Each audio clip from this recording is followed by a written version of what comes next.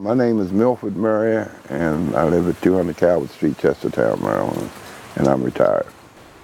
Right across the street used to be that was a school, an active school when I was growing up, and they had a playground there, and we'd go over there and play, but some of the neighbors that lived across the street from there, they would run us off the playground because we couldn't play there. The lot right here was a playground for the school because they used to come from there over here and play. And so you were living next to a playground that you didn't know whether you were welcome to use. Right. Well, I mean, like, the biggest majority of the time that we used it and nothing was said was during the summer, you know. They had swings, seesaws, jungle gyms. And a lot of the kids from uptown used to come down and play on the playground because this is the only playground in the neighborhood.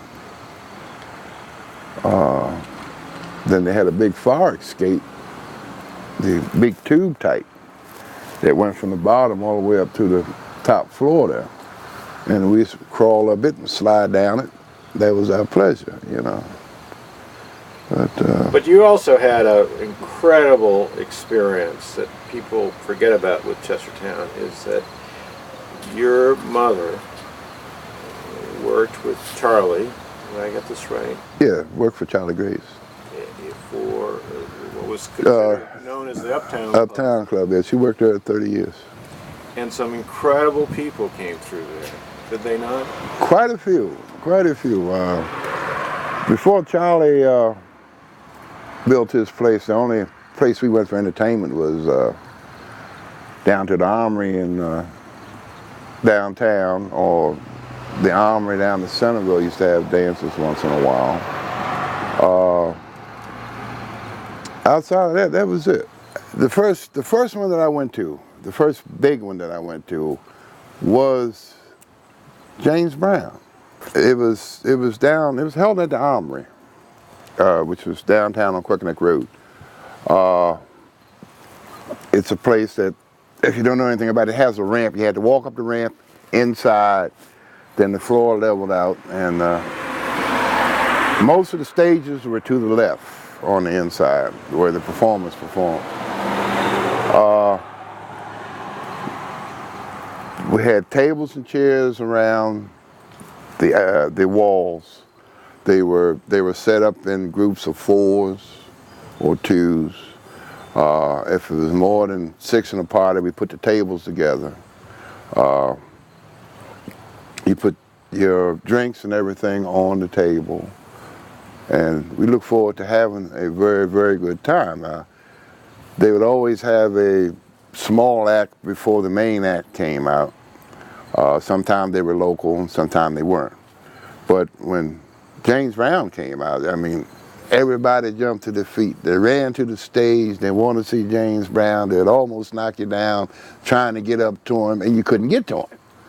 But, you know, we stood in the back, stood where you were, and we inched our way up to the stage just to touch him or do whatever. But it was an enjoyable time. They were most of the time they were packed. But this is something that I do miss today. But like I would tell you, you know, the big stars were here. I mean, who got any bigger than Ray Charles, James Brown, Otis Redding, Jackie Wilson? They were here. I've seen it with my own eyes. When I was growing up, I did not have the opportunities that the kids have today as far as going to school. My parents didn't have the money to put me in school. I went into the service. I sought my education through the service. Unfortunately, I didn't complete it. I did a year and a half at the University of Maryland in Germany.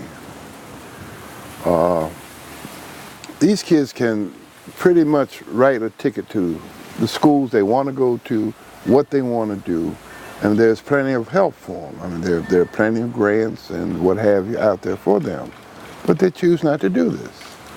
I mean, they'd rather run up and down the street than get an education. which in years to come, and it's not going to be that much longer, it's going to bite them in the behind. Because you're going to, as a kid, you're going to wish you had done this, you wish you had done that, and it's going to be too late. You know, I'd rather, I encourage my nieces and my nephews, if there's an opportunity, take it. Because you don't know what it's going to lead to. It's going to help you. It's not going to hurt you. Go to school. Stay in school. You know, and the ones that have gone, I have helped them, you know.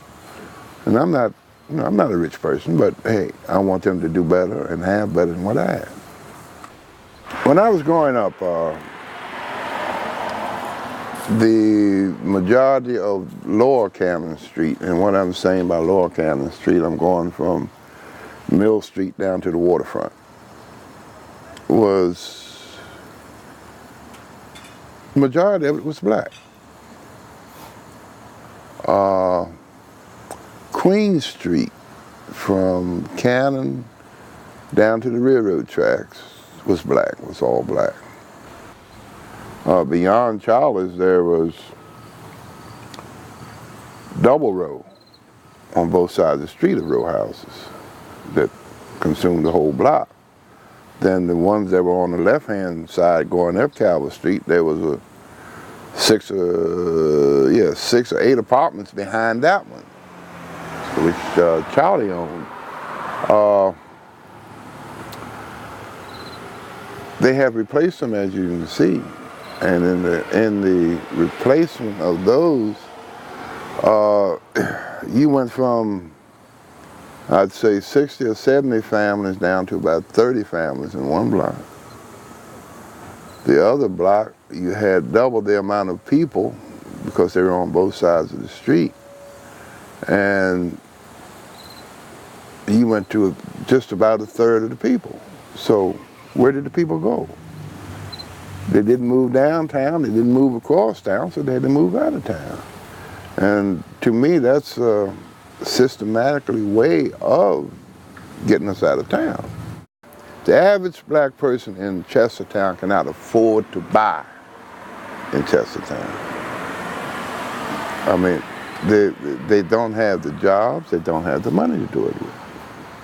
You know, now before General Motors and Chrysler closed, the majority of the guys and later on the ladies went there to work.